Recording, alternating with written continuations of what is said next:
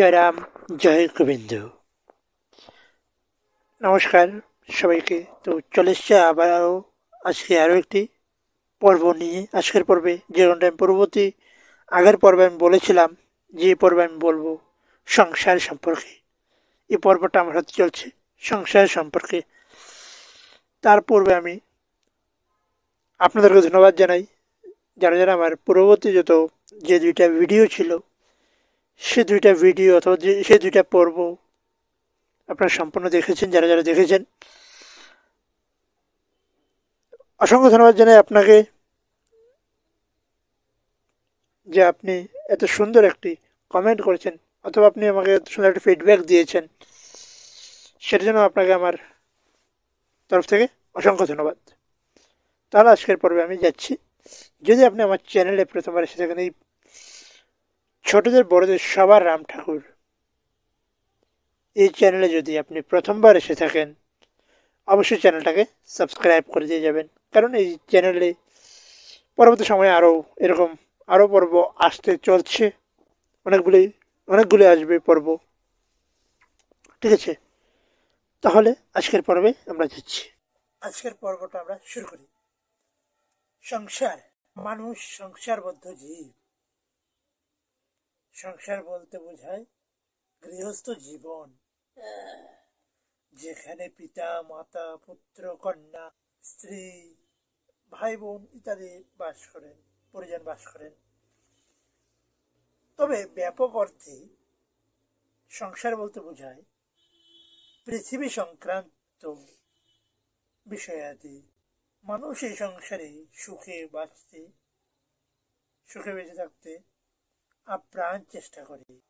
তার জন্য বাল্যকাল থেকে নিজেকে তৈরি করে লেখাপড়া, ব্যায়াম,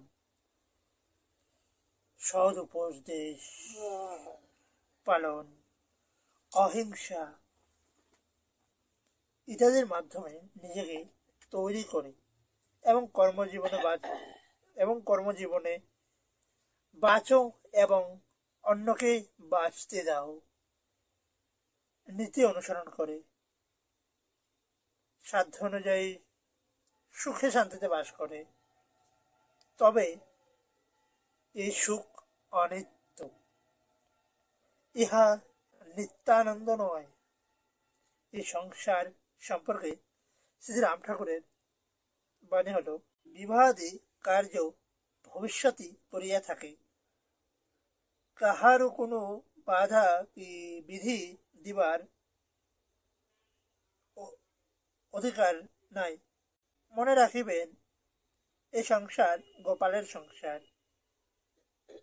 যাহা কিছু সংসারের কাজ সবই গোপালের কাজ।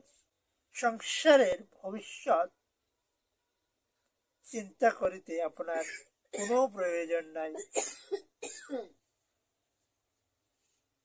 আপনার সংসার চালাইবার কর্তা ভগবান।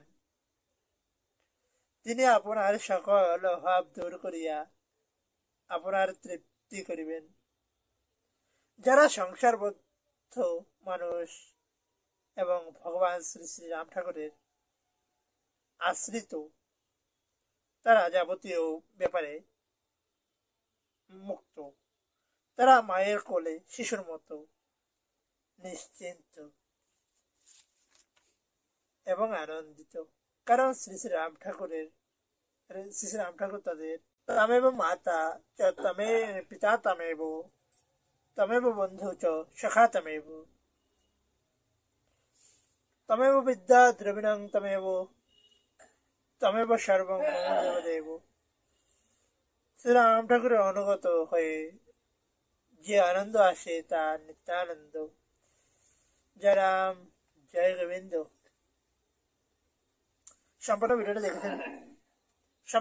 দেখেছেন সেই জন্য আপনাকে অসংখ্য ধন্যবাদ। জয় রাম, জয় গোবিন্দ। আমাদের পরবর্তী যে আমাদের পর্বটা হবে, সে পর্বটা হবে গীতা নিয়ে।